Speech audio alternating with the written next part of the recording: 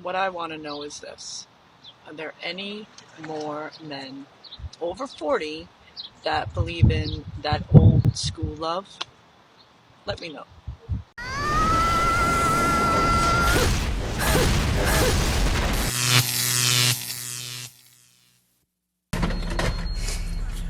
Five things that guys do that are hot for no reason. Part 4. You're at the beach, you're at the pool. I don't know. But whenever you see your guy get out of the pool and it's like wet and suction and he like kind of has to like kind of adjust. All right, when you're driving in the car and you look to the right. Look to the right. Holding on to that handlebar. To the handle. Ooh, the muscles. And you can just. You know when a man says on a baseball cap, it's like frontwards, but then he wants to go put it backwards, so he takes it, lifts it up. As he's doing it, hand goes through the hair, pulls it down, I know what it is. When you lock eyes with a man from across the room and he gives you the nod. The nod. Just stop. You like my chest hair? You know when you walk into the kitchen and your man's is like standing in the corner, you know where the tables meet, leaning back and like eating a bowl of cereal, like, eat me. Welcome, brothers. Haven't you noticed that in recent times, women seem more like men? They fill their bodies with tattoos, put on that bull ring in their noses, speak in even more street-like tones than some men, and it's as if you can sense that masculinity above their clothing. Let me tell you, it's a significant percentage like this, and it's on the rise. Don't you see how they mock the current way men behave? Every day, we see more women acting as if they were one, and it's because of the big corporations or some hidden agenda that is masculinizing them all. Why do you think we hear women say that they only feel feminine when they have a masculine man by their side? Because a masculine man naturally lowers a woman's energy and makes her feel more connected to her feminine side. But with the current low levels of testosterone, which are decreasing every day in men, many men are becoming simps and addicted to vices like pornography. This is causing more and more empowered women to act like men. That's why we see them getting closer to the wall every day, regretting the path they've chosen to be strong and independent. It comes in waves. Most of the time, I'm okay. And then it comes and hits me like nobody's business. And honestly, I've been feeling like this a lot lately. It's love. I'm tired. I'm tired of doing it myself. I'm tired of being alone. I want to share my life with someone. I am just freaking tired. It's not about being lonely, so I just want somebody. No, I want to be in love. I want to share my life with someone. I want to feel the joys. I want to have my hands held. I want to be held. I want to kiss. I want to support. I want to make coffee with that person. I want my person. I want my person. Why is it so hard to find your person? I'm tired. You know, it's really hard when love is the one thing you can't force, you can't make it happen. It has to just show up, but where is it? Where is it? I'm so ready, and I have a beautiful life waiting for the perfect man to show up. But where is he? You know, I'm 53. And I just can't believe that I'm sitting here, and it has been several years. I think it was over a year that I had a date, and then it's been several years since then. Where are all the good men that are ready and want to build a beautiful life together?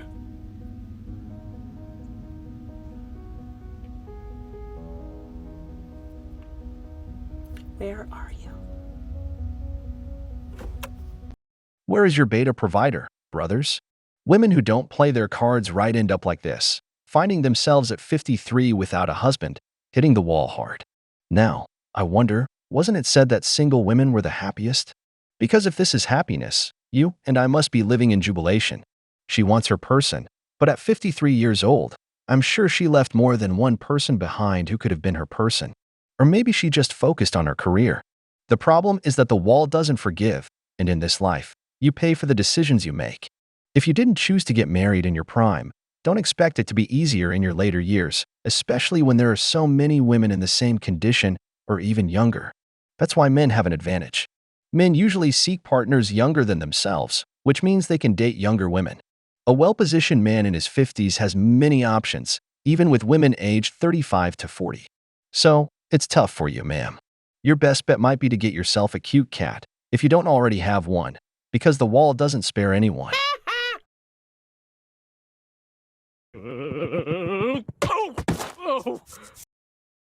But before we continue, brothers, we want you to support us in our goal for the next few months to reach 50,000 subscribers. We want our family to keep growing. So please help us by subscribing and liking the video since this helps YouTube recommend our content more. Don't forget to leave your comments. So please stay tuned because this is where the video gets exciting. There's like this huge problem that I've been noticing in the dating world. The good, respectful men, the men with boundaries, will not approach women because they're trying to respect their boundaries.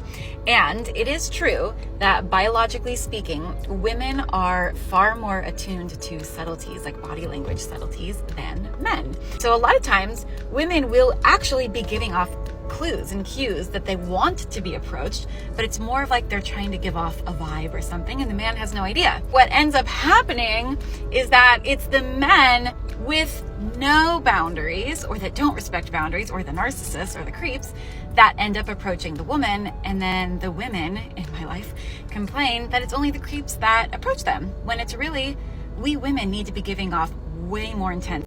No, it's not like that. What happens is that no one wants to be called the police, to get involved in a problem they don't have. I want you to notice that many women used to say that men are the hunters, but in reality, it's the women.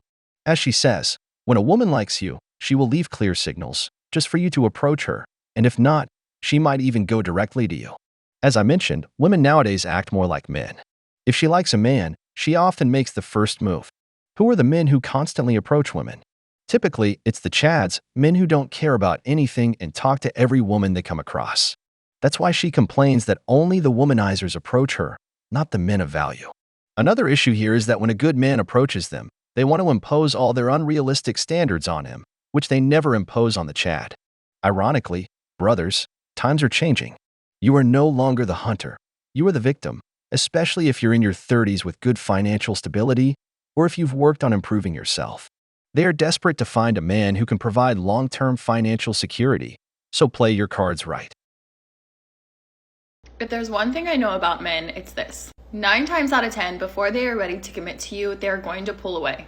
And this is something I literally always forget when I'm talking to somebody or when I'm dating somebody that this happens, but it is literally a biological, genetic, unconscious situation. And why I say it's biological and it's genetic is because if you go all the way back to caveman times, basically what ends up happening is a man needs to know that a woman is going to be able to survive without him. I'm not talking about hyper independence. I'm also not talking about being ghosted. I'm talking this should be about a day to a 3-day long situation. Anything more than that, and he's probably just not that interested in you. So why this happened or how it happened is probably something along the lines of he stops replying as quickly, maybe he stops asking as many questions, he's not asking you to hang out. And if everything has gone like pretty perfectly up until this point, then you just need to trust that this is a good thing. And why it's a good thing is because when they are in this pull away state, they're basically in contemplation mode. And it's probably unconscious, they don't even know that they're doing it. But right before a man commits to you, he needs to know that you're going to be okay without him in some sense. That he also gets some sense of independence and that the relationship is going to be able to be maintained because both of you are able to handle a little bit of space. So if you start to feel this happen, the best thing that you can do as a woman is just let him go through his process. Don't ask about it, mostly because he probably doesn't even know what's happening. And don't push for answers or get him to talk to you about it. Like, just let him go through his process, and 9 times out of 10, he's gonna come back and probably you'll end up in a relationship in the next couple of weeks. I just had this situation happen, and even I forgot that this is a natural process. Like, this happens all the time. And basically what ended up happening is the person that I'm talking to kind of pulled away. His communication had been really, really great up until this point, and then I felt like I wonder if this is the thing that's happening. And I'm not even kidding. He ended up texting me. We went back to our normal conversation, like everything kind of resumed. And then he came back and asked me a pretty important question. And it was just all of the confirmation that I needed and internally felt was probably happening to tell me that he was taking a little bit of space to evaluate. So don't freak out. Don't panic. This is totally normal. And most of the time, everything is perfectly fine. But if something feels really fishy or super off, trust that. Simply put, in every relationship, there needs to be individual spaces. This is something that, with today's technology and the high stimulation women experience, is not always understood. Many women, especially if they are attractive, are accustomed to constant overstimulation or attention from men. They get used to the idea that a man should always be there, and they become intense when the man creates some distance. But we, as men, need these moments to think. As they say, a man is the only one who can sit in front of a TV for hours. When you ask him what he's doing, he'll say nothing because he really is doing nothing. Our brains work that way. We disconnect for a while to try not to think. Women are active all the time, and with social media, their brains never get a break. That's why we see them experiencing crises later on or suffocating their partners in a relationship because they are addicted to attention. But I must say this woman did the right thing by waiting for her man to come to her. We, as men, understand that when we have problems, nobody else can solve them. So we distance ourselves until we figure things out. Women find this challenging because they often rely on their men to solve their problems. Men don't have that luxury. So, ladies, if your man withdraws from you, give him some space to have his individual moments. When he resolves or relaxes, he will come to you. Men don't approach you. Although you have beautiful hair, your makeup is spot on, your eyelashes are amazing, and your outfits are to die for. So that's not where the problem is. The point is, your attitude is what scares them off.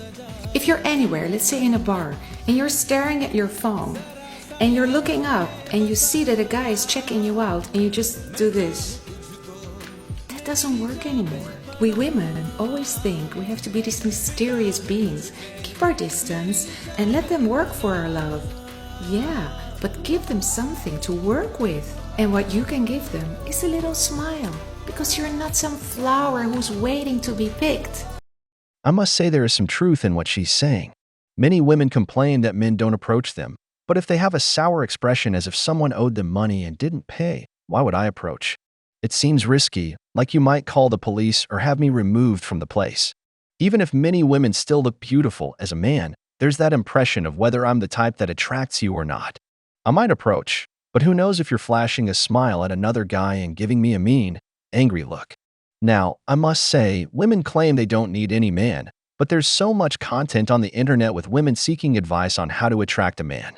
It's quite ironic, isn't it? Weren't they strong and independent, claiming they don't need any man? Then why are these videos giving advice on how to attract a man so popular? Brothers, you already know. If you walk into a bar and see many women giving you flirty smiles, they're signaling you to win them over. Don't think they're Harley Quinn or have a clown face. We've reached the end of the video, but before we go, the questions are for you. What do you think of this 53-year-old woman? What would you say to her situation? Have you ever disconnected from your relationship? And if so, why? If you enjoyed the video, make sure to give it a thumbs up, subscribe to the channel, and hit the notification bell. Your support means the world to us and motivates us to create more content. Stay tuned for the next exciting video from The Wall.